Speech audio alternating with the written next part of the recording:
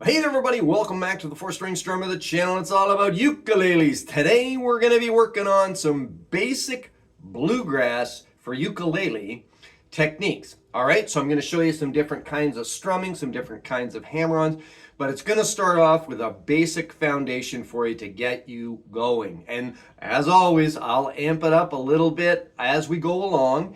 And so if you're a more advanced player, you'll get some good out of this video as well. Alright, let's get into it. Alright, so to get the most out of today's video, grab your uke, get it on your knee. Again, whether it's a banjo ukulele or just a standard ukulele, doesn't really matter. I'm going to be using the Duke today, but obviously this works on all different kinds of ukuleles. So we're going to go through some different exercises, and it would be good for you to play along as we do it. Alright, so here's what we're going to do. We're going to start off, first of all, with our most basic strum in this plaid band style, and that's called the paintbrush strum. So if you know this one, giddy up, you're already further ahead along the trail. But basically this is how it goes. So you're going to hit the top string with your thumb, and you're going to brush the rest with your finger, just like that. Okay, now I use my first finger. You can use two fingers if you want to. Doesn't really matter too much. But the idea here is to hit that top string, get that G ringing, because that gives you that banjo-y sort of a sound that's really the essence of the bluegrass music sound, okay?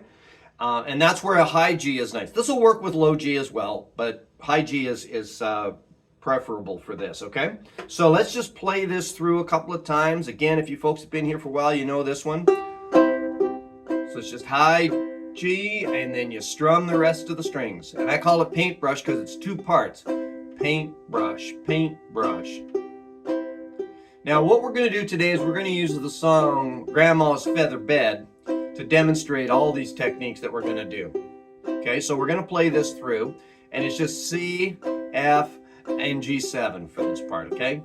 When I was F, a little bitty boy, back to C, just up off G7 the floor, back to C.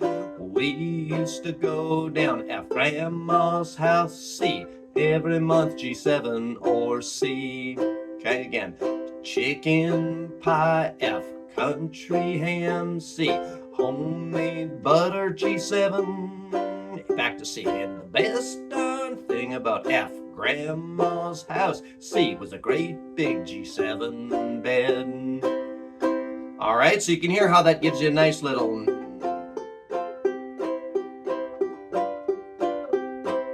old-time kind of bluegrassy kind of a thing. Okay, so that's the foundation that we're going to use for the entire lesson today.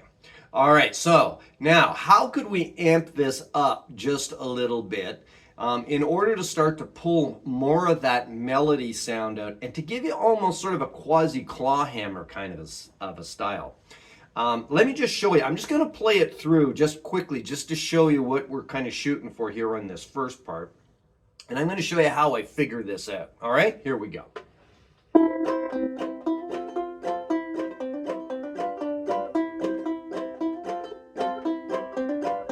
So you can start to hear that melody starting to get pulled out, right? Okay.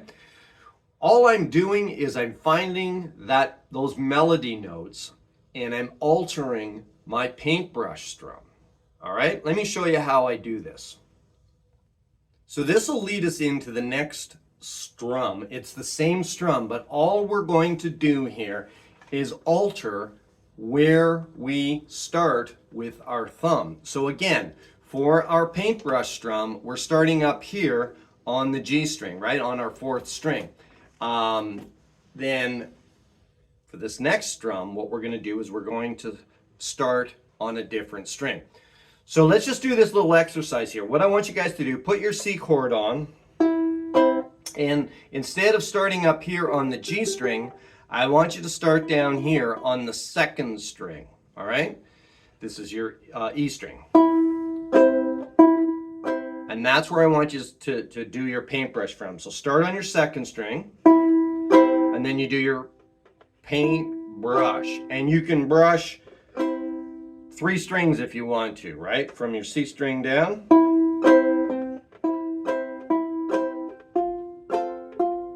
So we're going to go C and F, and both of those chords we're going to just use that thumb on the second string. Here we go. Ready?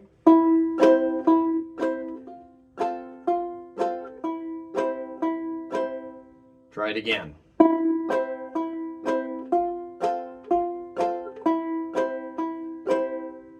One more time.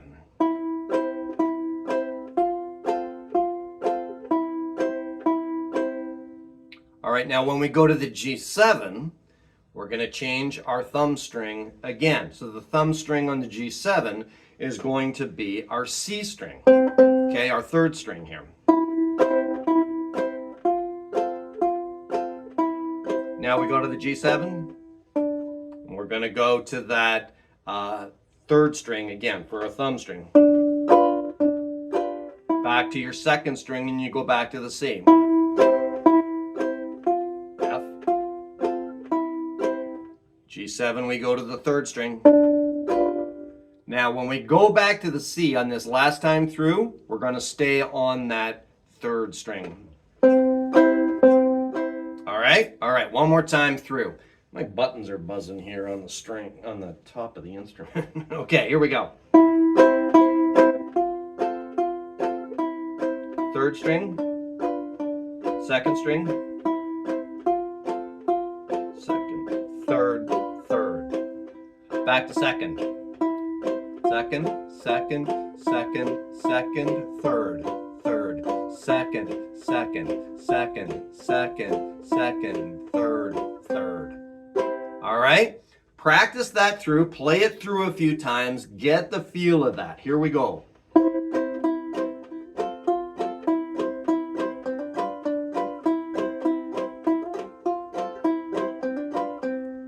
Okay, and don't worry, it doesn't have to be perfect. If the odd time you miss the second string, you hit the third string, don't sweat it. It doesn't really matter.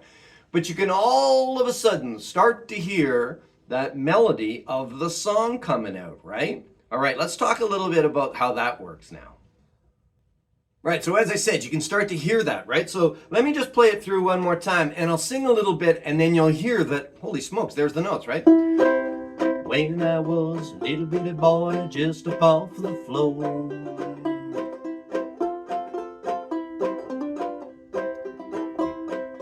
country ham, homemade butter on bread, but the best darn thing about Grandma's house was a great big feather bed.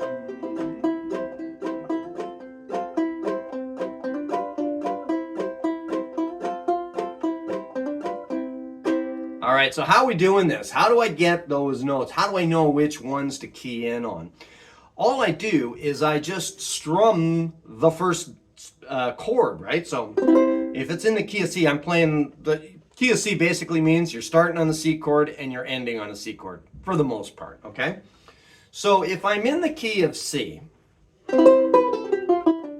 that's the scale, right? Don't ask me why some places there's one space and sometimes there's two. No idea. Couldn't tell you if you put a gun to my head.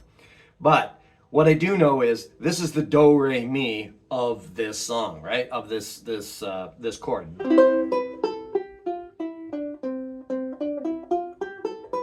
So what to notice here is where the finger placement is for this do, re, mi. It's right here. So we'll start on what I'm going to call the first string. Okay, that's your A. So you start up here playing your C chord. All right. So that's at the third fret. Then you go to the second fret. Then it's open. So get that burned into your brain. Okay. On that first string, it's third, second, open. Don't think about it in terms of third, second, open. See it as a picture in your brain is the way that I do it. So I can see that, right? Third, second, open.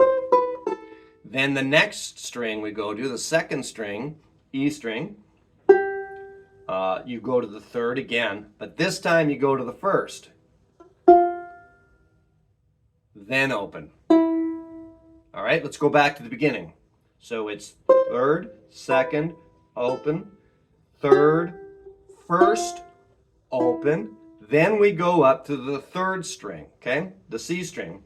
Then you're going to the second fret on this one, and then open. Okay, so it's 3, 2, open. 3, 1, open. 2, open. Now the thing is, what you're going to find is the melody that you're going to sing is going to be one of these notes. Okay?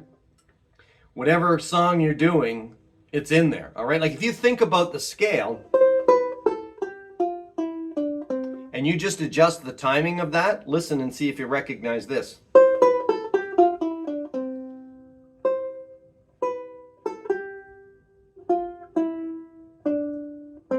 Right? Joy to the world. It's just do, re, mi. It's all in there. So what you need to do in order to figure these songs out and to do chord melody, etc., is just figure out which one of these spots you need to drop your finger down on. All right? And in this song,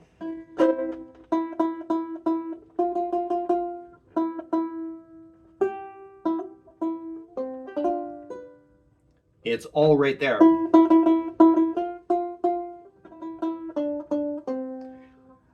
Just by changing your thumb string. All right? So let's try it one more time.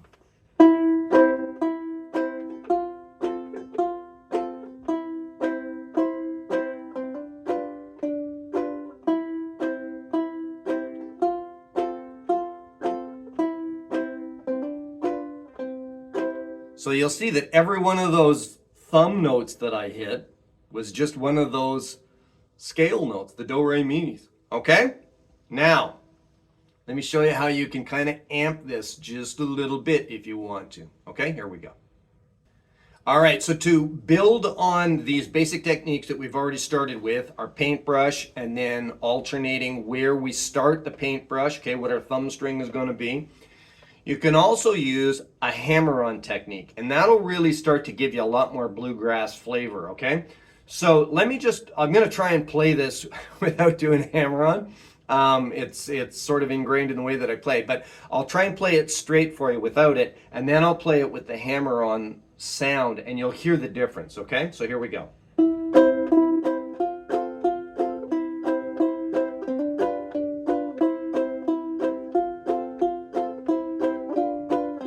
I still did the hammer-on the G7. One more time.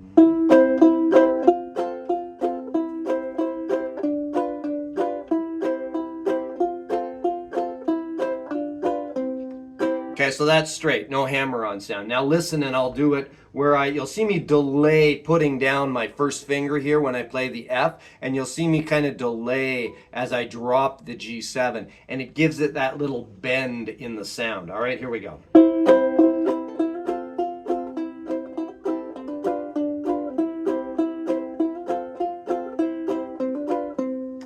You hear the difference? Now I actually added in an extra note there, and that's also a cool thing that you can do. Every once in a while, if you want to add in another hammer-on somewhere else, knock yourself out.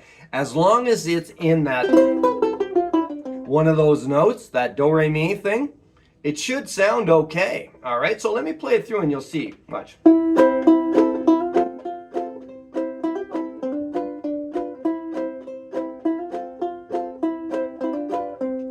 You saw that? Okay, you could do it there. Now, here's another little thing, right? So if this is my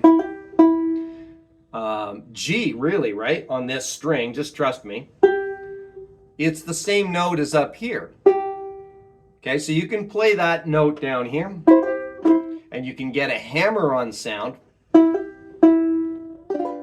or you can play it up here without a hammer-on sound. So you can start to pick and choose, right, where you want that note to come from. If you want that twisty, bendy kind of a hammer-on sound, you can play it here.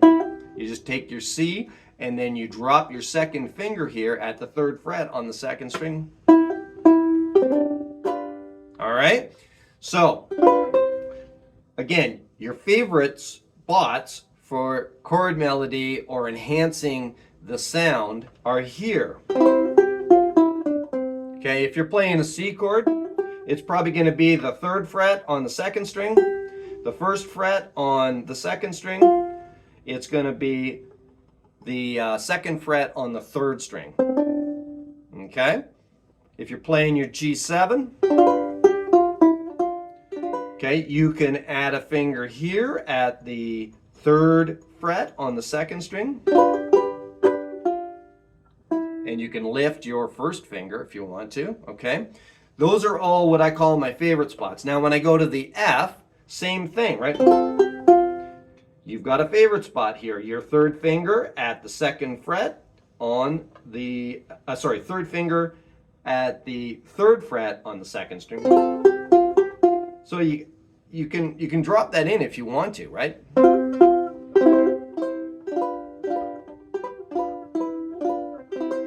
Okay, those are all notes that are in that C scale. So just kind of play around with it and you'll find all those favorite spots that you like and ones that fit well with the tune of the song that you're playing. All right, let me show you another couple of little strumming things you can throw in here too. So for strumming, let's build on where we're at, right? So we've got our paintbrush strum. And it's just down, down, right? Now, you can also throw in what I call the sledgehammer here. And you pick your spot to throw this in, but basically what it is, it's hitting it with your thumb, brush it with your finger, and then you come back up with your thumb, all right? Again, you folks have been around for a while, you've seen this, but practice this through, particularly on this tune. It really works well if you throw it in as a little accent. All I'm doing is you go from paintbrush to sledgehammer, sledgehammer.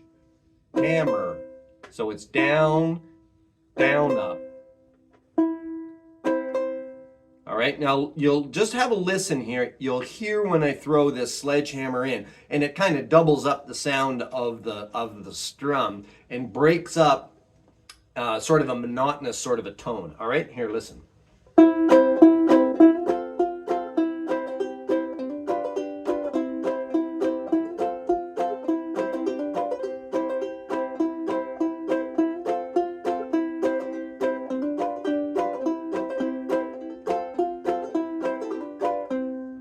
All right, again, it doesn't have to be perfect, doesn't have to be a certain way. Play it how you want it, but that's a strum that really, really works well together with your paintbrush strum.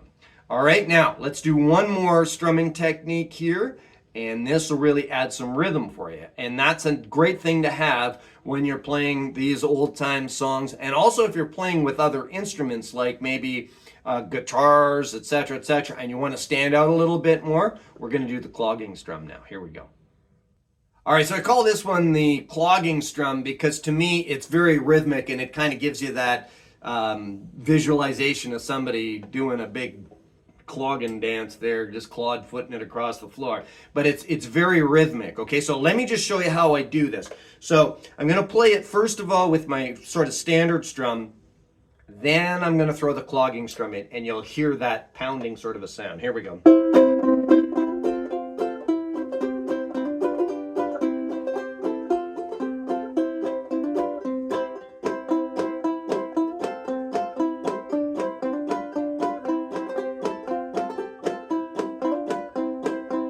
So all I'm doing here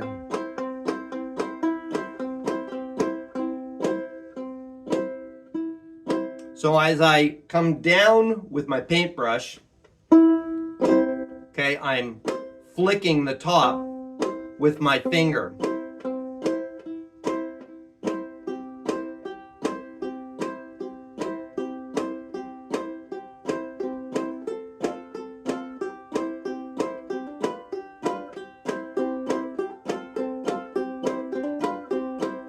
When I was a little bitty boy, just up off the floor. Now you want to be a little bit careful about where you use these different strums. So think about it. If you're singing, you don't want your voice overpowered by a lot of extra volume and boom, boom, boom, maybe, right? So you play a little softer. You play it up here where the instrument has a little bit more of a mellow sound further up, kind of in the middle of the scale length of the instrument, right? And you get it down here, all of a sudden there's a different sound. okay? And you can kind of mix up the sound. So again, it doesn't become that same sound all the way through. Just by moving your hand further back, closer towards the bridge, and then you get this going on. All right, now you might want to just do this when you're doing an instrumental, just to give, again, that different punchy kind of a sound. It might help you to stand out a little bit more if you're playing with other instruments, whether it's a mandolin or a big dreadnought guitar, or there's a whole song circle going on. You're going to stand out because you got that different sound. All right, give that a try as well.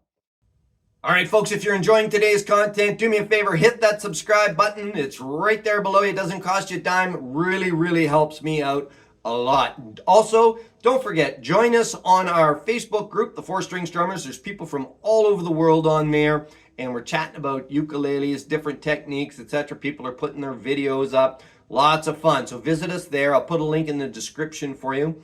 And don't forget, visit the 4-String Strummer at 4stringstrummer.ca, our website. You can see all the different ukuleles that we have in stock, and any questions that you've got about any models, I'm always more than happy to answer your questions. All right, let's play the song through now and see what you think. Okay, so let's play the song through. One more time, we're going to go through it just quickly here. Starts in C. When I was F, a little bitty boy, back to C. Just up off the G7 floor. C. We used to go down to F, Grandma's house. C. Every month, G7 or C. And that's how the verses go. You'll do a couple of those. And then the chorus goes, it was 9 feet tall, starts in C. It's 9 feet tall and 6 feet wide. F. Soft as a downy sea chick. It was made from the feathers of 11 geese. Took a D7, whole boat of cloth for the G7 tick. C. It would hold 8 kids and 4 hound dogs. F. In a piggy we stole from the sea shed. We didn't get much sleep, but we had a lot of fun on C. Grandma's feather G7 bed. All right, okay, let's play her through now. All right, here we go. Well, when I was a little bitty boy just up off the floor, we used to go down to Grandma's house every month in the so. We'd have chicken pie, country ham, and homemade butter on bread. But the best darn thing about Grandma's house was a great big feather bed. It was 9 feet tall, 6 feet wide, soft as a downy chick. It was made from the feathers of 11 geese. Took a whole boat of cloth for the tick. It'd hold 8 kids, 4 hound dogs, and a piggy we stole from the shed. We didn't get much sleep, but we had a lot of fun on Grandma's feather bed. Well, after supper we'd sit around the fire, the old folks would spit and chew. Pa would talk about the farm and the war, and Granny'd sing a ballad or two. I'd sit and listen and watch the fire till the cobwebs filled my head. Next thing I knew, I'd wake up in the morning in the middle of the old feather bed. It was 9 feet tall, 6 feet wide, soft as a downy chick. It was made from the feathers of 11 geese. Took a whole boat of cloth for the tick. It'd hold 8 kids, 4 hound dogs, and a piggy we stole from the shed. We didn't get much sleep, but we had a lot of fun on Grandma's feather bed.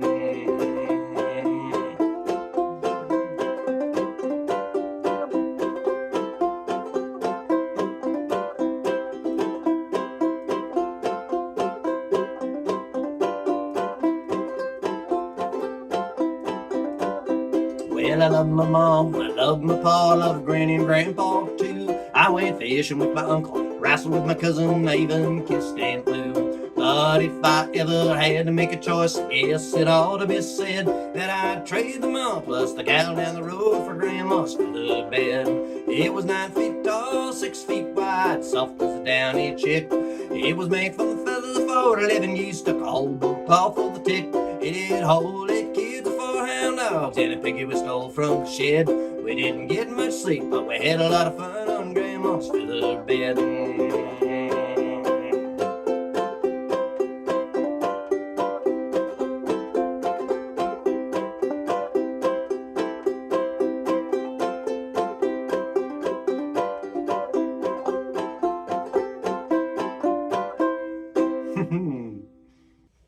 That's a fun song, and actually if you listen to it, it's the same chords and the same techniques and everything can be used on Boil Them Cabbage Down. We did that, I don't know, a month or so ago.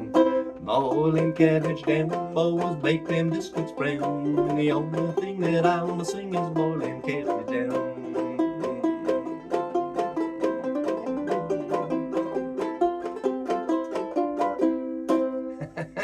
All right, folks, that's it for today. You got any questions at all, as always, drop down into the comment section. I'm always more than happy to help you out.